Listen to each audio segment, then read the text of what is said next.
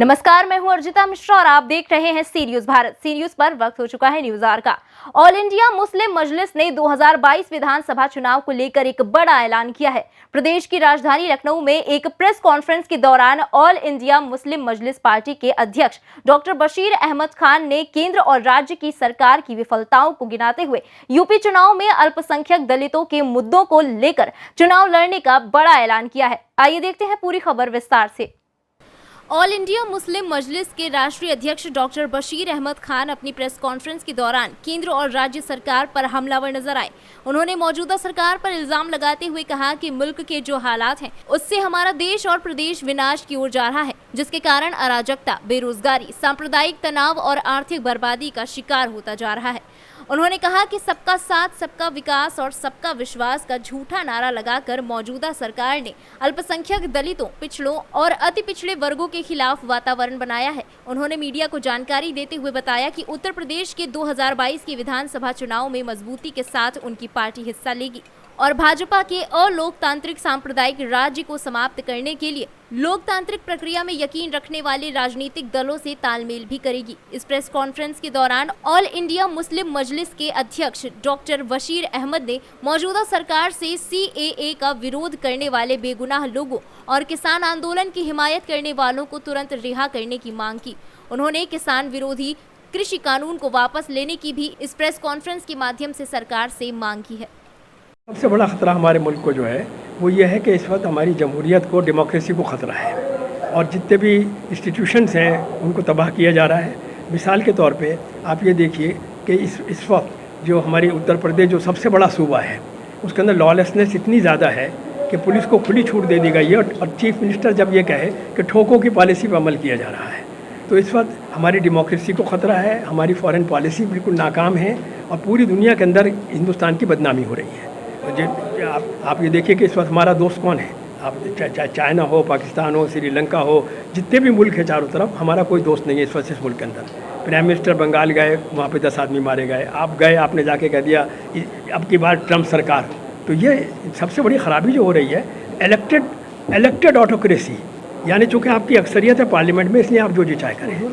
और federal character जो है हमारा, उसको नुकसान पहुँचाया जा रहा है। कश्मीर के अंदर आपने असेंबली थी, उस असेंबली को ख़त्म करके यूनियन टेरिटरी बना दी, तो डेमोक्रेसी के ख़िलाफ़ है ये कि एक असेंबली थी, उस असेंबली को आपने ख़त्म करके और आपने यूनियन टेरिटरी बना दी। ये आप डेमोक्रेसी के ख़िलाफ़ कर रहे हैं। दिल्ली में असेंबली है तो वहाँ पे आपने क्या किया, अभी कानून बना के आपने उसके जो इख्तियारात थे असेंबली के वो कम कर दिए और गवर्नर को इख्तियारात दे दिए।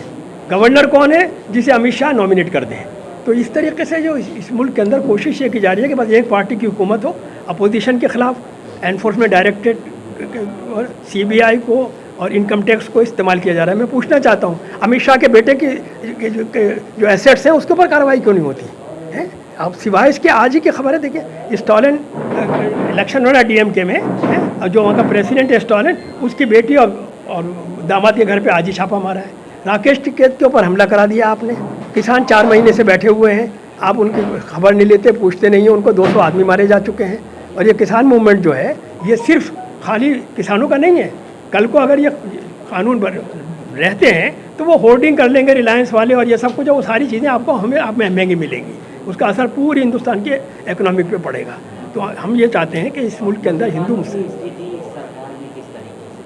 जी देखिए, मुसलमानों की स्थिति मैं इस तरह देखता हूँ कि हमारे प्राइम मिनिस्टर ने ये कहा था अब जीतने के बाद, सबका साथ, सबका विकास, सबका विश्वास। ये इस पार्टी को मैं कहना चाहता हूँ, जो लोग ये कहते हैं कि पूरी दुनिया की सबसे बड़ी पार्टी है BJP, उनसे पूछना चाहता हूँ, हिंदुस्तान की लोकसभा के अंदर, पार्लियामेंट के अंदर एक भी आपका मुसलमान MP इलेक्टेड नहीं है। यूपी के अंदर कितनी बड़ी तादाद, सबसे ज़्यादा मुसलमान यूपी में रहते हैं इंडिया में, एक भी मुसलमान MLA नहीं है। तो ये झूठ नहीं है तो क्या है? आप कहते हैं सबका विश्वास, ये विश्वास है। मैं पूछना चाहता हूँ, कितने लोग हैं सर्विसेज के अंदर, पुलिस के अंदर कितने लोग लिए गए हैं? तो ये झूठ कब तक चलेगा कि आप सबका साथ, सबका विश्वास, सब बिल्कुल गलत है। कोई विश्वास नहीं है। पूरा इलेक्शन जो लड़ा जा रहा है, अफसोस की बात है कि हिंदू मुसलमान के नाम पे बंगाल पे इलेक्शन लड़ा जा रहा है।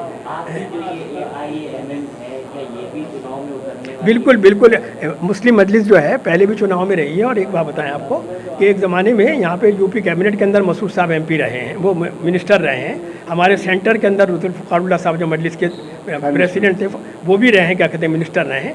तो अब ज़रूरत इस बात की है कि इस वक्त चूँकि डेमोक्रेसी को ख़तरा है, और इस वक्त खाली हिंदू मुसलमान का मामला नहीं है, बल्कि जितने भी दबे कुचले लोग हैं, दलित लोग हैं, सब पे जुल्म किया जा रहा है। पुलिस राज कायम है यूपी के अंदर, और इस पर खुश होकर कहते हैं तो हम इलेक्शन में जी देखिए अभी ये तो तय नहीं करेंगे, लेकिन हम इलेक्शन लड़ेंगे और पूरी कुव्वत से लड़ेंगे। और हमारा अभी चूँकि फीडबैक है, हमारे यूपी के प्रेसिडेंट हैं और लोग हैं, सब लोग तो इकट्ठे करके, देखिए अभी ये तय नहीं है, हमारा पार्लियामेंट्री बोर्ड तय करेगा, लेकिन ये ज़रूर है कि जितनी हमारी आबादी है उसको ख्याल में रखते हुए हम अपनी इलेक्शन में नहीं, मैं बता देखिए अभी चुनाव नहीं आया, अभी चुनाव में देखिए चुनाव में 1 साल बचा है, तो मजलिस चूँकि काम करती रही है, लेकिन इस वक्त मामला ये है कि इतना ख़तरा कभी डेमोक्रेसी को नहीं था जितना आज हो रहा है। जो ख़त्म किए जा रहे हैं, जिस तरीके से अपोजिशन को ख़त्म किया जा रहा है, जितने लोग सीए में बैठे थे, चाहे छात्र हों चाहे कोई भी, लड़कियों को गिरफ्तार कर रहे हैं आप, उन सबको गिरफ्तार कर लिया आपने, क्या कहते हैं। और जेएनयू के अंदर क्या हुआ, देखिए मैं रहा हूँ प्रो वाइस चांसलर रहा मैं उसका जवाब इग्नू का। अब वो लेकिन क्या हुआ, अभी आपने अशोका यूनिवर्सिटी के अंदर जो प्रोफेसर था, ज़बरदस्ती उससे इस्तीफ़ा लिया गया चूँकि वो गवर्नमेंट के खिलाफ बोला करता था। जेएनयू के अंदर गुंडे गए बाकायदा, क्लियर कट, पुलिस हाथ बांधे खड़ी रही, उनके खिलाफ कोई कार्रवाई नहीं हो रही।